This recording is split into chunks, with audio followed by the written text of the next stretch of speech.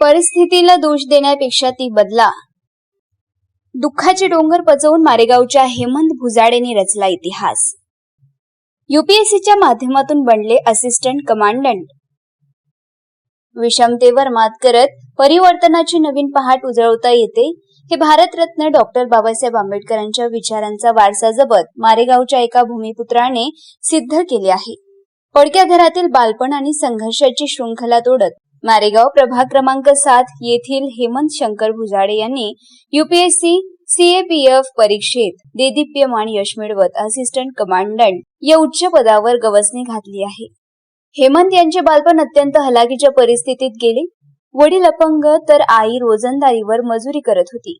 शिक्षणाचा खर्च भागवण्यासाठी त्यांनी लहानपणीच वृत्तपत्रे वाटली. मारेगावच्या जिल्हा परिषद शाळेतून प्राथमिक तर राष्ट्रीय महाविद्यालयातून त्यांनी उच्च प्राथमिक शिक्षण पूर्ण केले. त्यानंतर वणी येथील एसपीएम कॉलेजमधून 12वी आणि जगदंबा पॉलिटेक्निक कॉलेज यवतमाळ येथून इंजिनिअरिंगचे शिक्षण घेतले. बाबासाहेबांचे विचार आणि घरची बिकट परिस्थिती बदलण्याची धडपड मनाशी बाळगून त्यांनी पुढील प्रवासासाठी पुणे गाठले. पुण्यात यूपीएससीची तयारी करताना स्वतःचा खर्च भागवण्यासाठी त्यांनी जिम ट्रेनर म्हणूनही काम केले. स्पर्धा परीक्षेची तयारी सुरू असतानाच हेमंत यांच्या वडिलांचे आणि बहिणीचे निधन झाले. छतासारखा आधार हरपल्याने मन पुरते खचले होते. मात्र शिक्षण, संघर्ष आणि आत्मविश्वासाच्या बळावर परिस्थिती बदलता येते, या डॉक्टर बाबासाहेब आंबेडकरांच्या क्रांतिकारी विचारांची प्रेरणा घेऊन त्यांनी या दुःखाला आपली ताकद बनवले. या कठीण काळात पुण्यातील मित्र आणि मारेगावच्या 11 स्टार क्रिकेट क्लबच्या सहकाऱ्यांनी त्यांना भक्कम मानसिक आधार दिला. अनेक वर्षाच्या कठोर परिश्रमानंतर अखेर हेमंत भुजाडे यांची देशसेवेसाठी निवड झाली.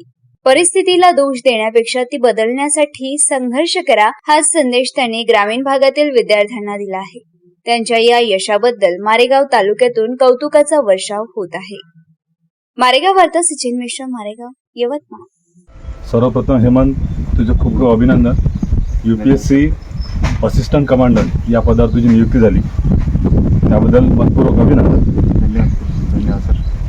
आता हे जे यश मिळाल्या जसा निकाल किंवा जसा रिझल्ट लागला आणि जेव्हा तुझ्यापर्यंत पोहोचला, तर त्यावेळेस तुझी प्रतिक्रिया काय होती?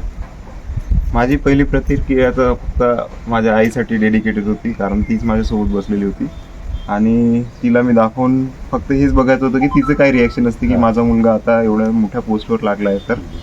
आणि ती खूप खुशीच्या ह्याच्यात रडायला लागली ॲक्च्युली. तर तीच प्रतिक्रिया. बरोबर. तुझा प्रवास अत्यंत सामान्य आणि प्रतिकूल परिस्थितीतून सुरू झाला. अशी परिस्थिती असताना सुद्धा हे जेव्हा तू ध्येय गाठत होता, ह्या विचारांना तुला कशी गती दिली? कारण की तू हे यश प्राप्त करणं एवढं सोपं नव्हतं, परंतु त्याच्यामध्ये निरंतरता कशी ठेवली? निरंतरता म्हणजे मला तर माहीत होतं की मला माझी परिस्थिती बदलवायची आहे. जे मी दिवस बघितले आहे किंवा जे माझ्या आईवडिलांनी बघितलं आहे ते माझ्या मुलांनी किंवा समोरच्या येणाऱ्या पिढीने बघावं नाही. आणि ह्याच गोष्टीला मी मनात ठेवून कार्य करत राहिलो आणि त्याचं फळ मला भेटलं. त्यानंतर कुटुंबापासून तू खूप वर्षापर्यंत दूर होता. त्याच्यानंतर हा जो अभ्यास केला, त्यानंतर या काळात कुटुंबाचा तुला त्यागसुद्धा करावा लागला आणि कुटुंबाचा त्याग करताना तुला एकटेपणा सुद्धा त्याचा जाणून वगैरे सर्व अभ्यास केला. हे सर्व गोष्टी याचा समतोल कसा साधला तुला? मी पहिले म्हणजे प्रिपरेशनचा बरोबर स्ट्रॅटेजी बनवून ठेवली होती की पेपरचा जर टाईम जवळ आला आहे म्हणजे 3 महिने 4 महिने, तर आपलं ट्रेनिंग सोडून द्यायचं आणि पूर्ण फोकस अभ्यासाकडे करायचा. आणि त्या टाईममध्ये आपण 10 ते 12 तास रोज अभ्यास करायचा आहे, हेच ते मनात तसं करायचं. आणि राहिला प्रश्न घरचा त्यागचा, तर कोणतंही मोठं सक्सेस सॅक्रिफाईस मागतेच. तर मला वाटते की हे वर्थ होतं सॅक्रिफाईस, जे मी फॅमिलीपासून दूर राहिलो. परंतु माझे जे मित्रमंडळी भेटले मला पुण्यामध्ये, त्यांनी मला कधी वाटू दिलं नाही की तुला काही कमी आहे किंवा तुला असं घरच्यांना काही त्रास होणार, असं काही वाटू दिलं नाही. प्लस माझे जे फॅमिली मेंबर्स आहेत त्यांनी पण मला खूप सपोर्ट केला की तुझ्या आईची काळजी आम्ही करणार, तू फक्त तिकडे लक्ष ठेव. आणि असंच होत गेलं. आणि मी तिथं तू जॉब वगैरे करत होता का मग? हां, तिथे मग मी सोबत आता कसं आईवर जास्त बर्डन यावं नाही म्हणून, आई शेतमजुरीच्या भरोश्यावर किती करणार, त्या विचाराने मी विचार केला की एखादी जॉब शोधावं. आणि तिथे गेल्यानंतर मला जिम ट्रेनरचा ऑफर आला. म्हणजे मी शोधला तो हा. आणि माझा एक फ्रेंड होता शुभम काकड म्हणून, त्याच्या ओळखीमुळे ते मला साध्य झालं आणि मी सोबत जिम ट्रेनिंग पार्ट टाइम मध्ये करत होतो. हे जे यश मिळालं या यशामागे कोणाची प्रेरणा आहे, म्हणजे कोणाला तू त्याचं यश देशील, हे श्रेय देशील? श्रेय तर आता बाबासाहेब आंबेडकर आहे एक, ज्यांच्या पावलावर पाऊल ठेवून आपण चालायचा हा प्रयत्न केला मी. आणि दुसरी गोष्ट म्हणजे मला लहानपणीपासूनच आवड होती एक आर्मीची, पण काही कारणास्तव मी आर्मीमध्ये होऊ नाही शकलो, पण मला ही संधी मिळाली म्हणून मी इकडे वळलो. आणि आता ही जी पोस्ट काढली, कारण की या पोस्टबद्दल तर अनेक ग्रामीण भागात माहीत पण नाही, तेवढं आमच्यापैकी सुद्धा आम्हाला विशेष त्या पोस्टच्याबद्दलची माहिती नाही. कारण की आपल्याकडे पारंपरिक पद्धतीनं पोस्ट म्हणजे बाबूची म्हणा, ग्रामसेवक, तलाठी ह्या साऱ्या गोष्टी निघत असते, परंतु हां पोलीस भरतीपर्यंत. परंतु ही पोस्ट काढण्यामागं तुझं काही पूर्वनियोजन होतं का? कारण हीच पोस्ट काढायची आहे. माझी पहिले पूर्वनियोजन तर एअरफोर्समध्ये जायचं होतं, परंतु नाही होऊ शकलं म्हणजे तिकडे. त्याच्यानंतर मी शोधत होतो की अशी कोणती फोर्स आहे किंवा अशी कोणती संस्था आहे ज्याच्यात मी माझं फिजिकली ॲक्टिव्ह वर्क करू शकणार. तर त्यानुसार मग मी शोधलं, तर मला सेंट्रल आर्म पोलीस फोर्स हे दिसलं आणि त्याच्यात पण CRPF हे मला बेटर वाटलं. त्याच्यामुळे मग मी याच्याकडे वाटचाल सुरू केली. आता हा प्रवास किती वर्ष चालला, म्हणजे पुण्यामध्ये अभ्यास करणे तर आता हे पोस्ट काढण्यापर्यंत ह्या किती वर्ष गेले याच्यामध्ये? मला पूर्णपणे जवळजवळ 4 वर्ष तर अटेम्प्टला लागले. आणि सुरुवातीला मी गेलो होतो, पण माझ्या पर्सनल रिझन्स जसे माझ्या बहिणीची मृत्यू झाली त्याच्यानंतर मी घरी आलो होतो. आणि घरी आल्यानंतर आईला एकटं सोडून जायची इच्छा नव्हती, त्यामुळे माझं अजून 1 वर्ष वाया गेलं. तर टोटल बघतो म्हटलं तर 5 वर्ष तुम्हाला लागले. मग हे सर्व सांभाळत तुनं जो अभ्यास केला, मग कधी वाटलं नाही का हे सर्व सोडून द्यावं बा आता? म्हणजे कारण की निरंतर 4-4 वर्ष काम, म्हणजे जेव्हा अभ्यास करतो आणि आपल्याला जर, मला वाटतं पहिल्यांदा तू एकदा इंटरव्ह्यू पण झाला होता आणि मग अशा वेळेस काय होते आपण खचून जातो. मग आता असं वाटतं का यार घरची परिस्थिती खराब आहे, त्याच्यानंतर आपण आईला काहीतरी आता मदत करावं, म्हणून असं वाटलं नाही का हे सर्व सोडून द्यायचं आणि आता गावाकडे यायचं, असं वाटलं नाही का? असं हे जेव्हा मी दुसरा अटेम्प्ट दिला 2023चा, तर माझा प्रिलिम म्हणजे पेपर आणि इंटरव्ह्यूपर्यंत पोहोचलो होतो मी पेपर निघून. तर मला एवढं खात्री होती की मी पेपरमध्ये चांगलं केलं समोर चालून आणि इंटरव्ह्यूचं चांगलं प्रिपरेशन केलं तर मी ही एक्झाम क्रॅक करणार, ही मला एक खात्री आली होती. त्यामुळे माझ्या डोक्यात असा कधी विचार आला नाही की हे सगळं सोडून घरी चाललं जावं, असा कधी विचार आला नाही. फक्त एवढंच होतं की जर ह्या वर्षी झालं नसतं तर मी तिकडेच एखाद जॉब बघितला असता फुल टाईम आणि सोबत अभ्यास पण सुरू ठेवला असता. किती घंटे अभ्यास करत होता तू डेली? तसं बघतो म्हटलं तर मी 12 ते 14 घंटे होत होते, पण ॲव्हरेज काढतो तर 12-13 घंटे. त्याच्यानंतर तुला क्रिकेटचा छंद सुद्धा आहे. हा, आता आम्ही सर्व तुझ्यासोबत क्रिकेट पण खेळायचो, तू जेव्हा इकडे यायचा आणि त्याच्या माध्यमातून आपली सर्वांची ओळख झाली.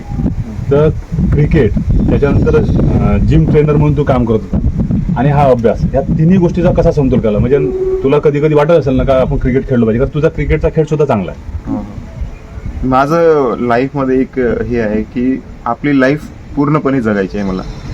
त्यामुळे मला सोबत अभ्यास पण करायचा आहे, पण सोबत बाकीच्या गोष्टी पण करायच्या. आता जसं फायनान्शियल कंडिशनसाठी मला ट्रेनिंग करणे महत्त्वाचं होतं, म्हणून मी ट्रेनिंग पण केली. प्लस आता स्वतःच्या खुशीसाठी क्रिकेट खेळणं ते पण महत्त्वाचं, म्हणजे असं मला वाटतं महत्त्वाचं होतं, म्हणून मी क्रिकेट पण खेळायला यायचो आणि तुम्हीच सोबत मला घेऊन म्हणजे हे करायचे. तर मला असं वाटतं की आपली लाईफ आपण पूर्णपणे जगली पाहिजे. आणि आता क्रिकेटच्या गुणाचं सुद्धा असं वाटतं का काय या तयारीमध्ये काही फायदा झाला? क्रिकेटच्या गुणाचा फायदा अशा प्रकारे म्हणू शकतो की जर खूप दिवस झाले आम्ही अभ्यास करतोय डेली म्हणजे 2 वीक झाले, 4 वीक झाले, तर एखादा असा टाइम पाहिजे जो स्वतःसाठी दिला जाईल. तर त्यासाठी मग क्रिकेट हा एक चांगला पर्याय होता माझ्यासाठी. आणि मग तिथे पण पुण्यामध्ये मी मित्र सवंगाडी जमा करून क्रिकेट खेळायला जायचो. प्रश्न विचारतो की आज तुझ्यासारखे मोठे स्वप्न पाहणाऱ्या ग्रामीण भागातील आणि संघर्ष करणाऱ्या तरुणांना तू काय संदेश देशील? मी एवढाच संदेश देणार की पहिले तर तुम्ही स्वतःचं ध्येय ठरवा, तुमच्या इंटरेस्टनुसार तुम्ही ध्येय ठरवा, त्यानुसार तुम्ही समोरची वाटचाल करा. आणि मेन गोष्ट म्हणजे त्यांचे आई वडील आणि त्यांचे सवंगडी हेच त्यांना सपोर्ट करून समोर नेतील याची पण तुम्ही खात्री घ्या. आणि असं समजू नका की तुमची परिस्थिती खराब आहे तर तुमचं होऊ शकणार नाही, असं समजून होणार नाही, कारण तुम्ही आधीच हार मानली आहे. जर तुम्हाला वाटतं की मी हे ध्येय गाठू शकतो तर तुम्ही नक्कीच समोर पाऊल टाका आणि प्रयत्न करून बघा. प्रयत्न करून बघितलं तर 2 वर्ष जातील तुमच्या लाईफचे, पण 3ऱ्या वर्षी जर सिलेक्शन झालं तर तुमचं पूर्ण अख्खं आयुष्य बदलून जाणार, प्लस तुमच्या समोरची पिढी येणार ते पण बदलून जाणार. आणि दुसरी गोष्ट म्हणजे तुम्ही दुसऱ्या लोकांसाठी पण प्रेरणा बनणार. सो तुमची परिस्थिती खराब आहे म्हणून तुम्ही नाही करणार ही गोष्ट ऑप्शन घेऊ नका. Sir, central arm police force ही UPSC ही म्हणजे संघ सेवा लोक आयोग ही इन्स्टिट्यूट कंडक्ट करत असते. त्याच्या पात्रता अशी आहे की तुम्ही फक्त डिग्री कंप्लीट केली हवी असावी. कोणता पण एखाद कोर्स असा जसं BSc BCom किंवा इंजिनिअरिंग. आता बघायचं म्हटलं तर एक्झामचा पॅटर्न हा आहे की त्याच्यात असतो पेपर 1 असतो ज्याच्यात GS चालत असते, त्याच्यानंतर पेपर 2 असतो त्याच्यामध्ये तुम्हाला रिटर्न असते. रिटर्नमध्ये तुम्हाला एसेज लिहावं लागतात, आर्ग्युमेंट्स लिहावं लागतात आणि अजून वेगवेगळ्या गोष्टी असतात. त्याच्यानंतर तुमचं फिजिकल होते. फिजिकल झाल्यानंतर मग तुमचं इंटरव्ह्यू होतो. इंटरव्ह्यू हा दिल्लीला होतो आणि दिल्लीमध्ये जे UPSC CSE साठी पॅनल बसते, जी कलेक्टर किंवा IPS ऑफिसर जिथून निघतात त्यांचं सेम पॅनल आपल्याला पण बसते CAPF साठी. आणि त्याच्यानंतर तुमचं मेडिकल होणार आणि जर फायनल मेरिट आणि त्याच्यानंतर त्याच्या बेसिसवर फायनल मेरिट बनणार तुमचं पेपर 1, पेपर 2 आणि इंटरव्ह्यूचा स्कोअर ॲड करून. आणि ही अशी परीक्षेची एक ही आहे वर्णन. मी हेमंत पुजाडे लहानपणापासूनच गरीब परिस्थितीमधून वगळलेलो आहो, कारण माझी आई अशिक्षित आहे आणि माझे वडील फक्त 4थी नापास आहे. त्यांनी आता त्यांच्या भरोशावर जेवढं होऊ शकलं तेवढं केलं. त्यांनी सुरुवातीला मला जिल्हा परिषद स्कूलमध्ये कनिष्ठ शाळेमध्ये टाकलं. तिथे मी 1ली ते 4थीपर्यंत शिकलो. त्याच्यानंतर त्याच हिशोबाने मी राष्ट्रीय विद्यालयामध्ये 5वी ते 10वी केली आणि नंतर मला मारेगावमध्ये राहून मला वाटलं की प्रगती होणार नाही, त्यामुळे मी वणीला शिकायला गेलो. वणीमध्ये मी 11वी 12वी केली. त्याच्यानंतर मी इंजिनिअरिंगसाठी यवतमाळला गेलो. तिथे जगदंबा इंजिनिअरिंग कॉलेजमध्ये मेकॅनिकल इंजिनिअरिंग कंप्लीट केली आणि 1 वर्ष इंटर्नशिप केल्यानंतर मी आपल्या प्रिपरेशनसाठी म्हणजे पुणेला वळलो आणि तिथून प्रिपरेशन चालू केली. अभिनंदन सर.